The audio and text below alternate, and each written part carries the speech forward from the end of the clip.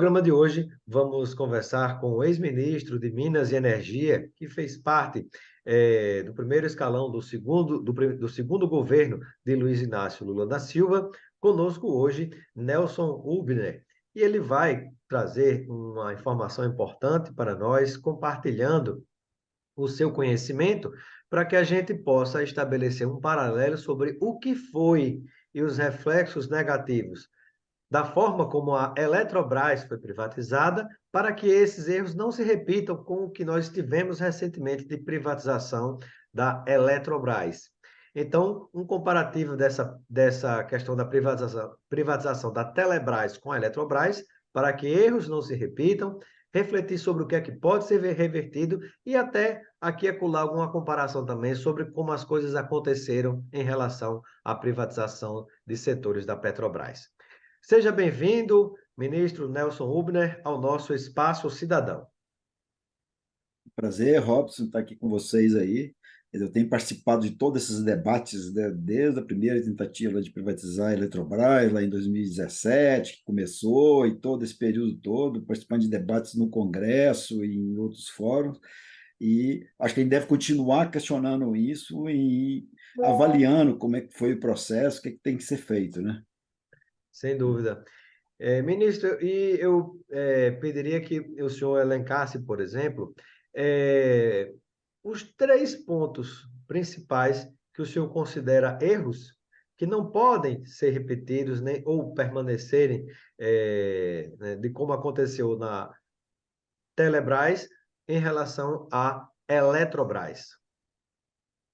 Bom, eu confesso que até no processo de privatização da Telebrás, lá pelo menos foi mais bem pensado, quer dizer, bem elaborado. Pelo menos foi preparado como uma política pública do governo, quer dizer, o executivo, que é responsável por gerir e tomar conta do patrimônio público, ele que desenhou e fez o desenho da proposta, que permitia até a criação, né, de uma que a gente chama aí do corporation, que tem muito modelo de corporation. Tem corporation, que é o modelo mais tradicional, é uma empresa que tem um acionista de referência e que tem o resto das suas ações pulverizadas. Então, mas tem alguém que normalmente é um agente, que é um investidor tradicional daquele setor, ou seja, com conhecimento, com tudo, e que dá a direção daquilo tudo ali e o resto das ações pulverizadas. Isso é uma definição clássica de corporation.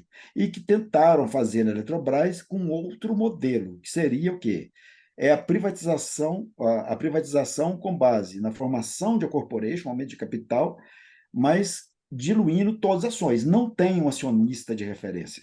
Então, primeiro que esse modelo e o modelo Eletrobras não foi desenhado, o executivo não participou, a não ser com a proposta depois final, que toda a modelagem foi desenvolvida lá dentro da Eletrobras, contratando uma empresa que era do setor financeiro. A própria 3G, a 3G participou de toda a modelagem da venda da Eletrobras, que simplesmente tirava e limitava o poder do governo, que é isso que hoje o governo brasileiro questiona, porque fizeram um aumento de capital, mas a União continuou de posse dela ou de suas empresas de 43%, né, tem um Ainda poder permanece majoritária. majoritária. E, aliás, seria um modelo mais adequado, porque ela seria um acionista de referência e teria o resto das ações diluídas. E eles citaram muito, inclusive, no processo de privatização da Eletrobras, de fazer um modelo semelhante, copiar um modelo de sucesso dos italianos lá com a Enel, da Iberdrola, né, na Espanha, então a Engie, né, na França. Agora, todas essas empresas, o processo dele foi uma corporation, mas que era o contrário do que foi feito aqui no Brasil. Você pegar na Enel, o que acontece? Lá não tinha limitação da participação, quer dizer, acionária do governo, quer dizer, tinha que ser menor que 50%, e ele historicamente ficou na faixa de uns 30%, mas o resto dos outros acionistas, ninguém poderia ter mais que 3%. No Brasil, só limitaram o poder de voto da União, ao contrário do que foi feito lá, ou seja, a União permanece com 43, mas só vota com 10. Só vota com 10. Inclusive, Então, aqui uma das coisas que ajudou a salvar o que ainda resta da Petrobras, por exemplo, com a ex-presidente Dilma, né, foi conseguir emplacar o que se chama de ações Golden Share, não é? Que Isso. em algumas circunstâncias o Estado brasileiro tem a última palavra, né? Mas na Eletrobras fizeram a Golden Share. Qual que é a Golden Share que fizeram na Eletrobras? É a única coisa para ela, para não permitir, quer dizer, mudar no estatuto se alguém quiser tirar esse limite de voto na Assembleia. Pô, o governo tem, mas só quem está sendo limitado é só ele. Peraí, para que eu vou limitar o meu poder de voto? Quer dizer, isso aí é uma coisa que tem que ser tratado, quem trata isso é a AGU, CGU, porque, na minha concepção, quer dizer, um agente público em que enviar para o Congresso uma proposta que limita, ou seja, aí tem um conceito da indisponibilidade dos bens da União. E eles abriram mão disso. Um agente público mandou uma proposta que limitava que a União tivesse um poder político compatível com seu poder econômico. Então, como é que a União pode resguardar o interesse da União, que quando ela está lá, está numa posição de governo, resguardar o interesse de todo cidadão? Isso aí é um patrimônio público, né, de todo cidadão. Ela poderia estar privada, mas o governo, na parte que ele toca, se ele tem 43% ou 40% ou 30%, como tem essas outras empresas todas aí, ele tinha que, na verdade, ter o poder de defender, pelo menos nesse quinhão aí. E ele não pode, está limitado por uma ação. Então, uma diferença fundamental que teve no Telebrás primeiro, que foi feito pelo próprio executivo. Aqui não, foi uma modelagem feita pelo setor financeiro que atua no país. Ou Segundo, seja, por então, aqueles que queriam comprar, ditaram as comprar regras, né, inclusive com vantagens para si próprios, né, para tentar isso, comprar da melhor forma isso. possível, né? Mas houveram também os erros na Telebrás que a gente chama atenção, que chegou lá que se permitiu determinados acordos, e, por exemplo, um grupo econômico, que todo mundo acompanhou toda a confusão aí de opportunity, de Daniel Dantas, de tudo que a gente reflete nesse artigo que você cita aí, que no fundo o cara não tinha investido nada, tinha participação inexpressiva no capital, mas mandava na empresa. E isso é uma coisa que não poderia se repetir, está se repetindo na Eletrobras, entendeu? Esse, para mim, é o efeito mais fundamental, porque também na Eletrobras você vê o grupo que fez a modelagem da venda, que era o próprio 3G, que foi contratado lá pela Eletrobras lá antes do processo. Ela hoje, quando foi feito o processo de privatização, ela não tinha 0,5% das ações ordinárias, ou seja, ações de mando. Do capital total da empresa, ela tinha 1,36%, muito semelhante ao que aconteceu lá no grupo, que travou toda a questão lá da Telebrás. Gozado que a Telebrás é muito colocada no Brasil como um exemplo de sucesso e processo de privatização. Você deve ter ouvido já muito isso aí. Quer dizer, o grande sucesso, não, todo mundo agora tem acesso a celular. É óbvio que antes de privatizar a Telebrás não tinha acesso a celular porque não existia. Entendeu? Exato. E também a questão da tecnologia, não foi a É isso, privatização, né? exatamente, é a Não foi a tecnologia. privatização que fez com que até uma pessoa, digamos, um morador de rua tivesse um celular na mão. Não foi isso, foi a Sim, existência de uma um tecnologia que não existia antes, né? ou mais, até porque até as empresas de telecomunicações se tocarem que tinha aquela limitação, só podia fazer ligação de graça para o telefone da sua mesma empresa, isso virou quer dizer, uma esperteza no bom sentido do cidadão brasileiro. Não, pô, o cara é um trabalhador, ele é um pedreiro, aí tem que comunicar com o cliente, que o telefone dele é da TIM, ou é da Claro, ou é da Vivo. Ele tinha três chipzinhos, entendeu? Ia ligar para coisa, ligava com de um, de outro, de outro. Isso levava a ter um investimento maior das empresas de telecomunicações e não tinham um ganho compatível. Até que eu acho que elas se acertaram aí e falaram, não, agora vamos fazer, todo mundo faz igual, pode ligar para qualquer operadora. Aí, pô, o cara não precisava mais de ter três celulares com três E chips em hoje tudo em isso. dia, com novas ligações, praticamente ninguém liga mais para ninguém, né? Boa parte é mensagem. Exatamente. E a outra revolução, que é a questão da comunicação. Então, a gente fala isso que agora, eu acho que é mais grave na Eletrobras que, ao definir a modelagem de privatização com a limitação do poder de voto em 10%, diluindo totalmente o capital. Hoje, praticamente o grupo todo, quer dizer, os acionistas que se fizeram uma composição e indicaram o conselho de administração da Eletrobras, eles têm 15% das ações ordinárias da empresa e comandam a empresa. E aí aconteceu outra coisa, que eu lembro que eu participei de um Então, a debate lá Eletrobras tem mais de 40% das ações, na mas só, União, mas tem só, mais de 40%, mais de quarenta mas por só cento, falta né? por 10%. Mas, É mas, isso, mas o voto dela só vale 10%. 10%. E Eu aí os nunca vi outros isso em lugar nenhum do mundo, né? Não, nem eu. Isso aí nós estamos procurando ainda. Se você descobrir aí, a gente coloca isso aí, né? Que é Então, isso? acho que o esforço do governo hoje, então, peraí, pô, isso não faz sentido nenhum. E estão me impedindo de garantir, né, que os recursos da União que estão lá aplicados sejam bem geridos. Eu não tenho nem como fiscalizar, dirigir, eu não tenho um voto, né, lá no Conselho proporcional ao meu valor econômico que eu tenho lá, o que eu tenho aplicado, meus 43%. Então, isso aí é uma grande aberração. A outra que eu achei, que é essa inclusive conseguimos também ser pior do que lá na Telebrás, e eu coloquei isso muito claro quando foi o Tribunal de Contas da União, né, organizou uma reunião com agentes de mercado, com o governo todo. Eu estava lá o presidente do BNDES, o ministro de Minas e Energia, o ministro da Economia, estava todo mundo nisso aí. Era um negócio meio só para validar o processo de privatização. Mas eu lembro que a bancada do PT pediu assim, escuta, você quer fazer um debate só com todo mundo que está do mesmo lado, que tem o mesmo pensamento? Vamos ampliar esse debate aí. E eu lembro que eles me indicaram, eu fui participar desse debate. Né? E algumas questões que eu coloquei lá para eles, primeiro, esse modelo, vocês vão inviabilizar a Eletrobras. Primeiro, aí eu fiz uma afirmação lá, estou fazendo uma afirmação aqui e me cobrem logo depois do leilão de privatização da Eletrobras. Nenhum agente institucional, ou seja, um investidor tradicional do setor de energia vai comprar ações da Eletrobras. Nenhum, seja brasileiro, seja estrangeiro. É só olhar quem são os investidores da Eletrobras hoje. É só do mercado financeiro. Você não tem lá nenhuma, nem dessas grandes empresas que é Inclusive citado, investidores Enel, polêmicos, né? O Jorge Paulo Lema, né? Inclusive com a tudo falência, setor né? financeiro, exatamente. Falência muito estranha das americanas com rumo de mais de 40 bilhões, que é um valor aproximado que usou-se para a compra de ações na Eletrobras. Isso é, no mínimo, muito esquisito e eu acredito que merece uma investigação Uhum. muito minuciosa sobre essa história. Como que Isso. você não Não, passa, masca, tira o dinheiro de um canto e joga no outro, não e sei, né? depois, e depois já retira também da Eletrobras, que é onde que eu falei, ele tem tinha, né? Porque eu acho que parece que a semana passada, eu acho que ele andou vendendo mais na Eletrobras lá. Então, tinha 1,36% do capital total da Eletrobras.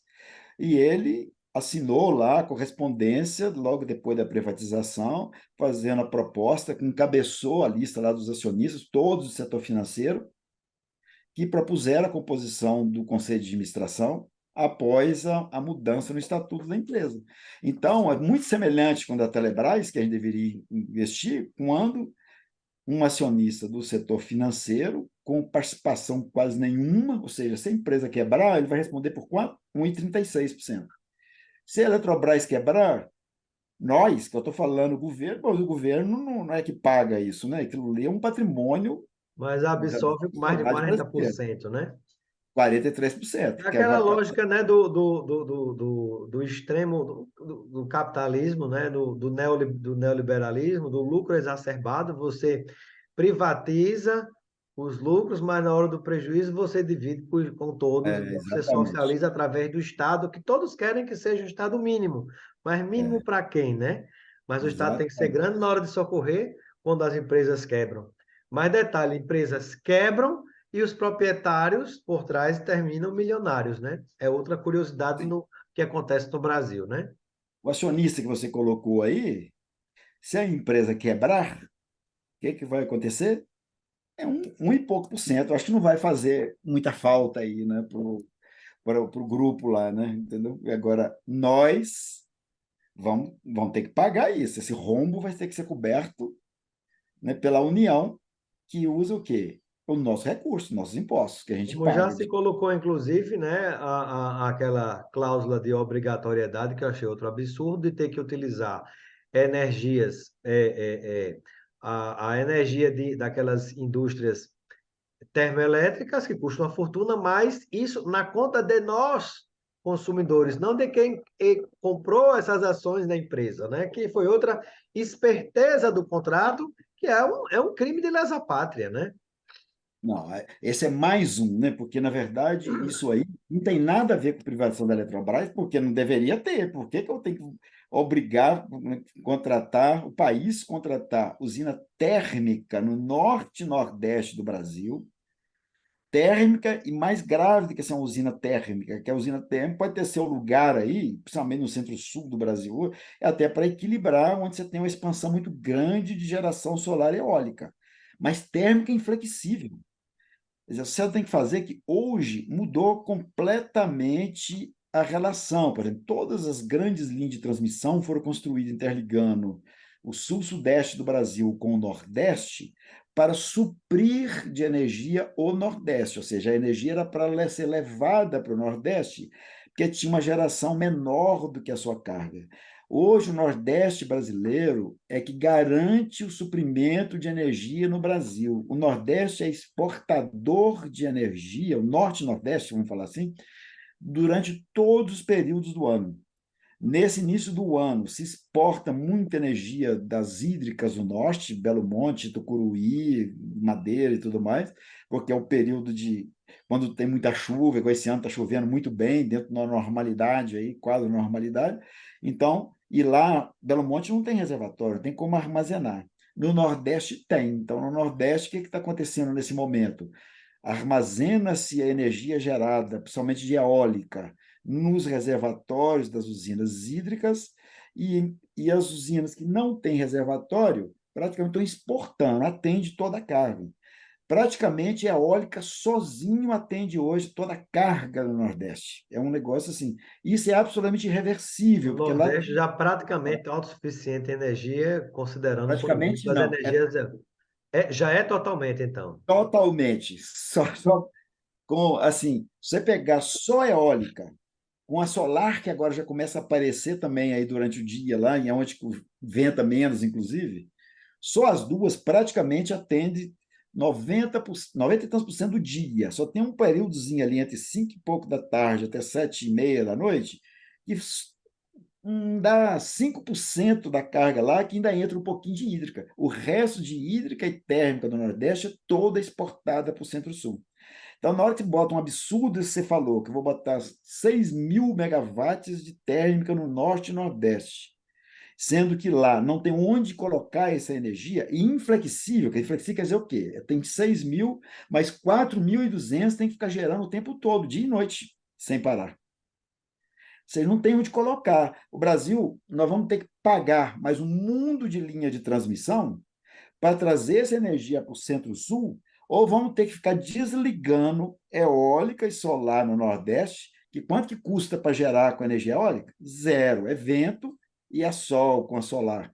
E aí nós vamos ter que ficar pagando o gás natural, pagar todo o investimento das térmicas, para poder mandar isso tudo para o Sudeste, e pagar um mundo de linhas de transmissão, se ele quiser fazer isso. Isso é uma, quer dizer, E uma, pagando o como você gás falou, natural, que já não é mais da Petrobras, não é nosso. Veja que tem outra negociata esquisita por trás também, a né? Que parte de primeiro as transporte, de tudo. subsidiárias de gás da Petrobras, nos seus dutos de gás da Petrobras, e está se forçando uma compra pelo Estado brasileiro desnecessária de dutos de gás e de produção de gás que já eram nossos, não é? Isso. Vê que há coisas absurdas por todos os lados e há uma conexão entre essa privatização da própria Eletrobras, é tudo energia, né, da Eletrobras com a questão da própria Petrobras. Inclusive, eu queria uma palavra sua sobre essa questão de investimento.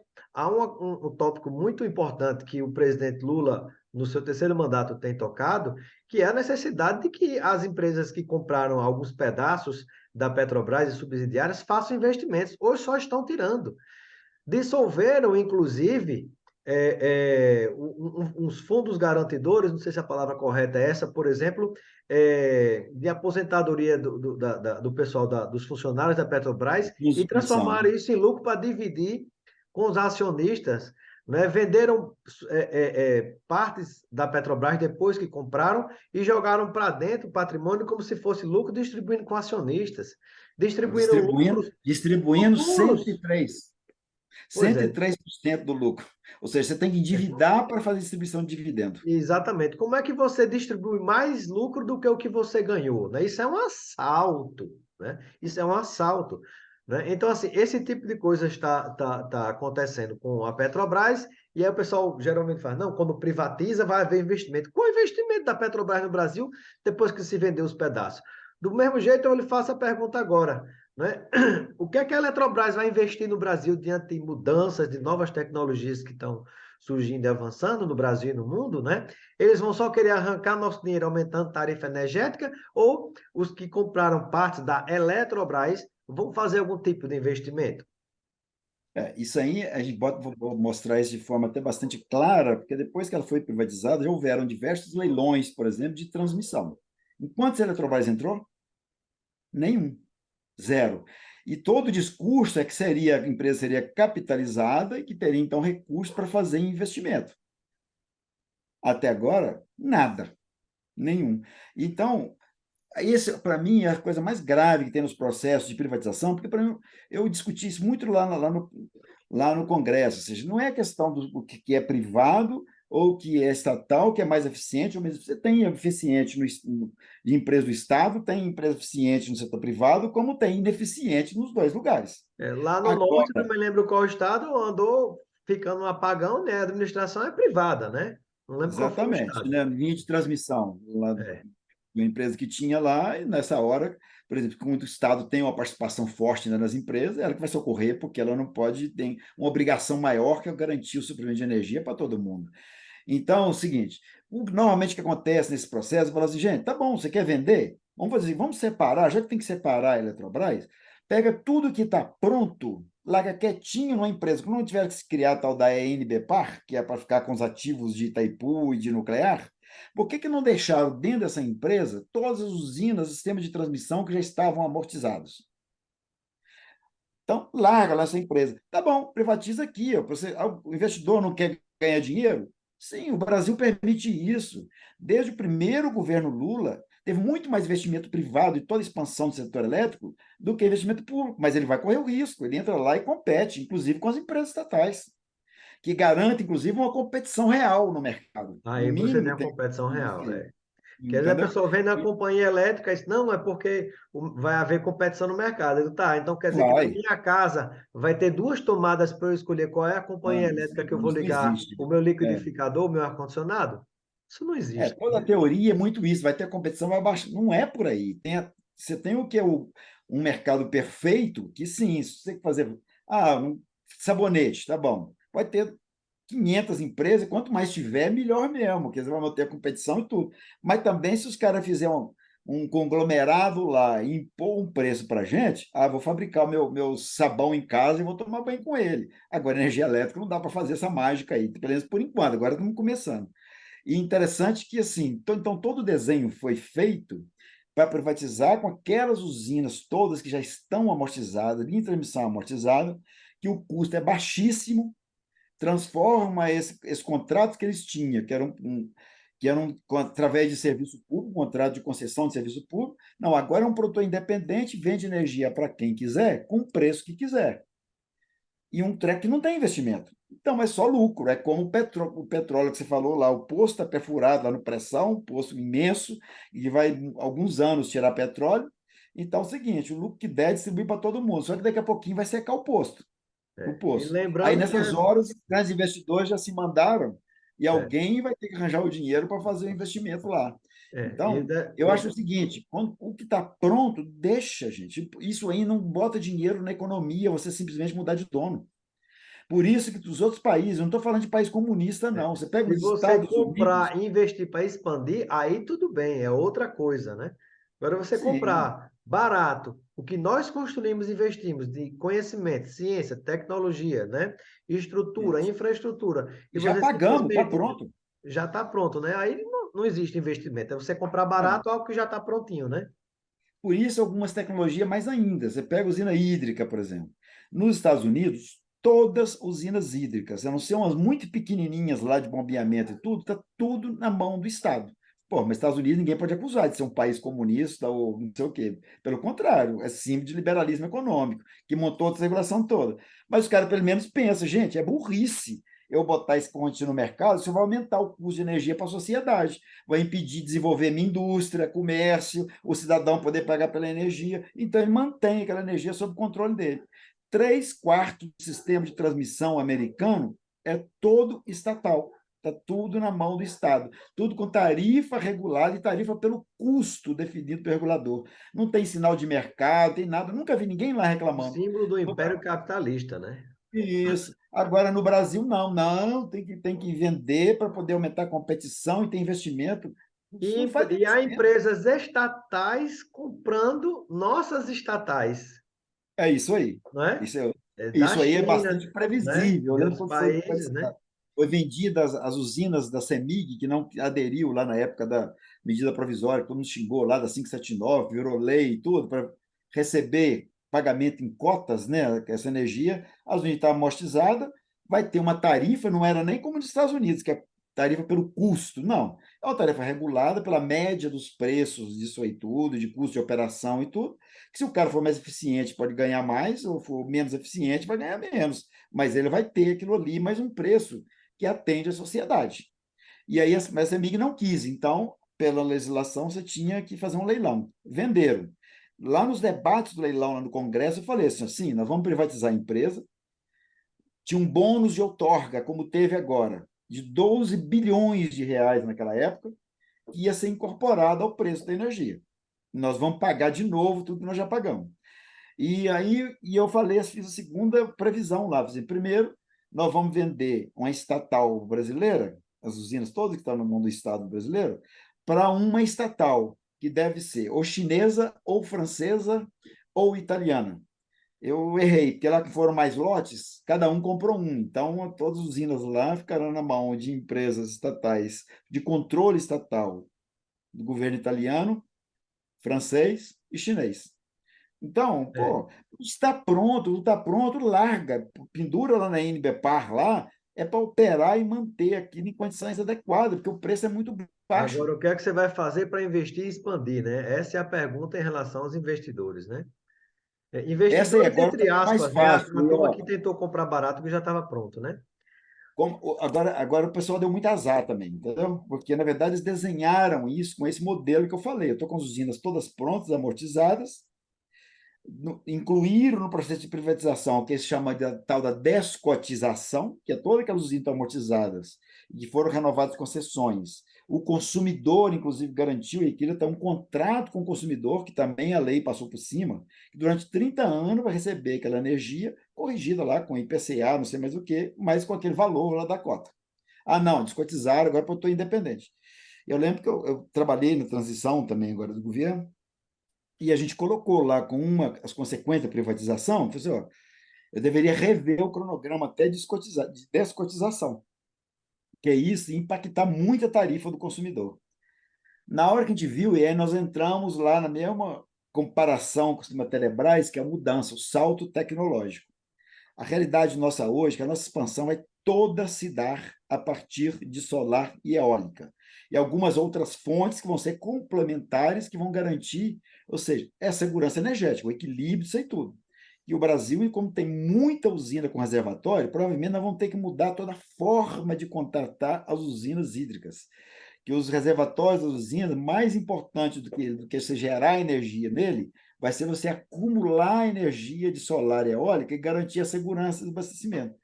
Com isso, por exemplo, a Eletrobras hoje está numa situação bastante crítica e o balanço dela mostra isso. Por quê? Porque elas já sonhavam chegar aqui agora e já vender essa energia muito cara. A energia de Tucuruí, que já era de Tucuruí, que ganhou um contrato novo aí, que não estavam vendidas ainda, e todas essas energias de cotas estão todas na mão da Eletrobras. E deram mais um azar ainda, que veio um ano de regularidade hidrológica, né? Deu mais chuva. Com o volume de solar e eólica que tem, você está vendo o preço que está no mercado aí, R$ 60 megawatt-hora.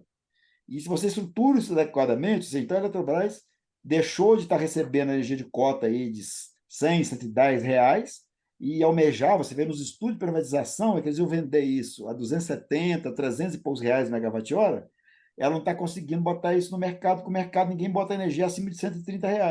Então, isso está levando a prejuízo da empresa, que alguém vai ter que responder por E a isso aí. maior fatia do prejuízo da empresa vai para o Estado, A ou seja, União para nós, né? que não consegue atuar lá porque tem limitação do poder de voto.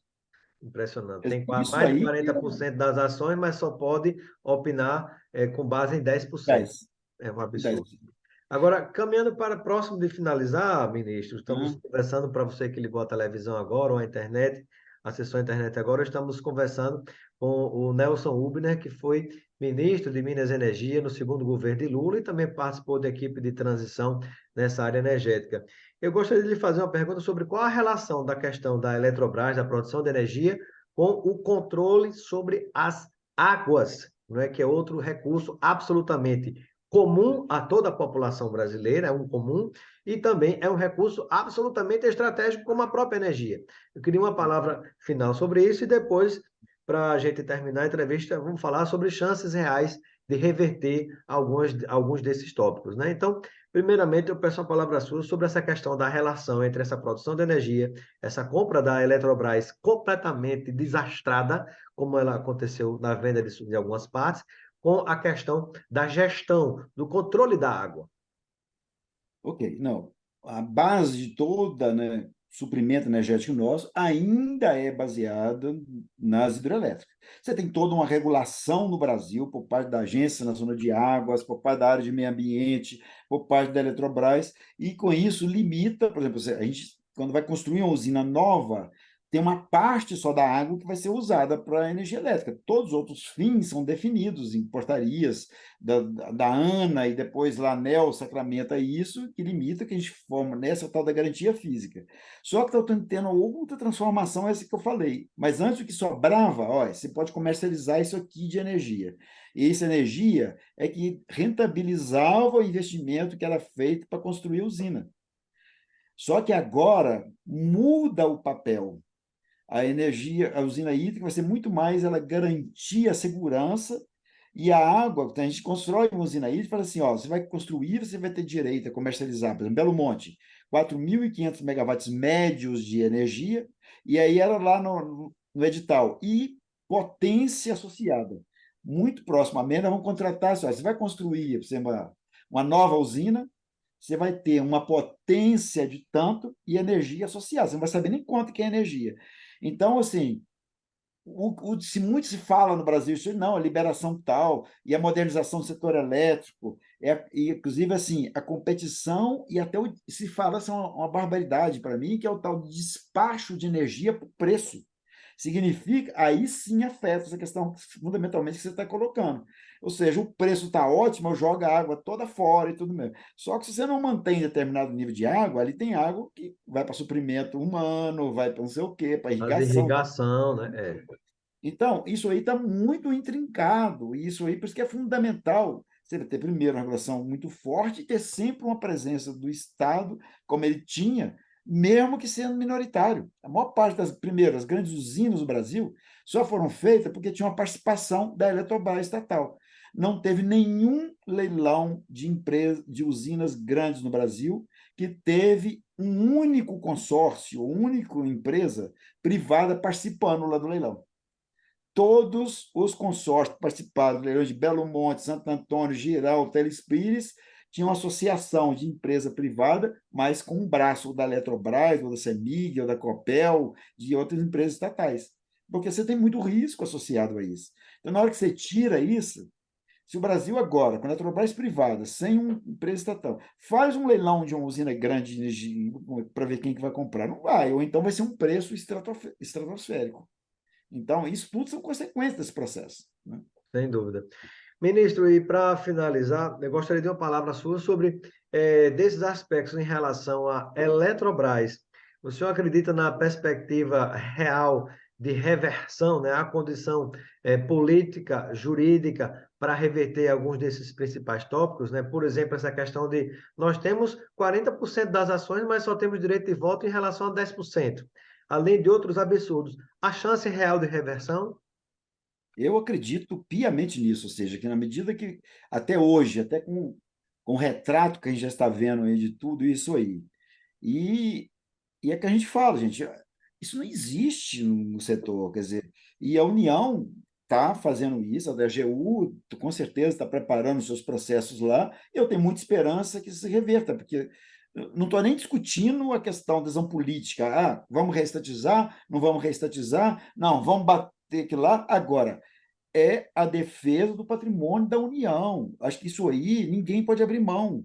E o governo brasileiro, eu imagino que ele possa questionar isso, e vai de alguma forma questionar isso, escuta, como é que eu vou tomar conta desse ativo aqui, esse patrimônio da União, que eu tenho que responder, pelo menos por 43% dele, se eu só voto por 10%?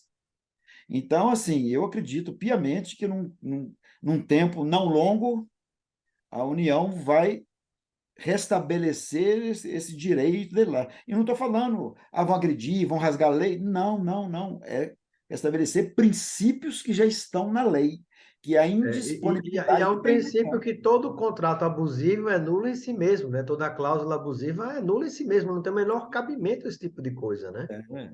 E em prejuízo da sociedade como um todo, né? Isso que é o Exato. mais grave, né? Entendeu? Passou-se por cima muito disso.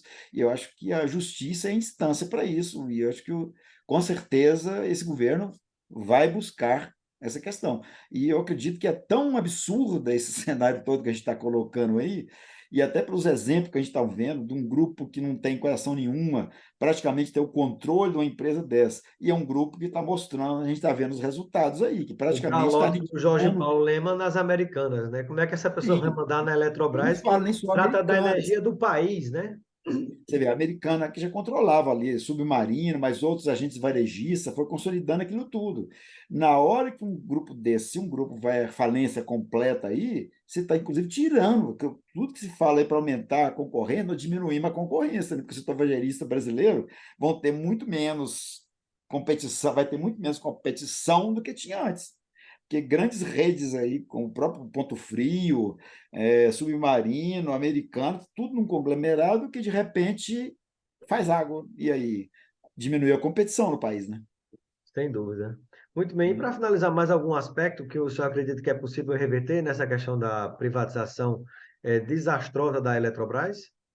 Não, a minha esperança é que até essa transição energética, essa realidade que eu relatei aqui hoje, sobre solar e eólica, que acaba que impede e tira a ânsia do setor privado de pegar aquelas usinas hídricas todas já amortizadas para vender por qualquer preço no mercado, isso não tem mais espaço hoje pela facilidade de implantação de uma usina solar e uma eólica e preços muito baixos.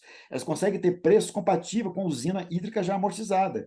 Então, isso aí tira, acho que, o apetite deles. Muito rapidamente, esses grupos que entraram para ter um lucro no curto prazo e depois ir embora com os seus ganhos, vão perder o interesse nisso, que vão ter que mudar as funções disso tudo. Eu acho que isso vai ajudar muito nesse processo de restabelecer. Viu? Vamos botar a competição aonde cabe a competição. Vamos botar a questão de operação de bens já amortizados e pago pela sociedade brasileira na mão de um operador que opera aquilo com uma tarifa regulada, adequada, para permitir que toda a sociedade se desenvolva com um custo mais baixo de energia.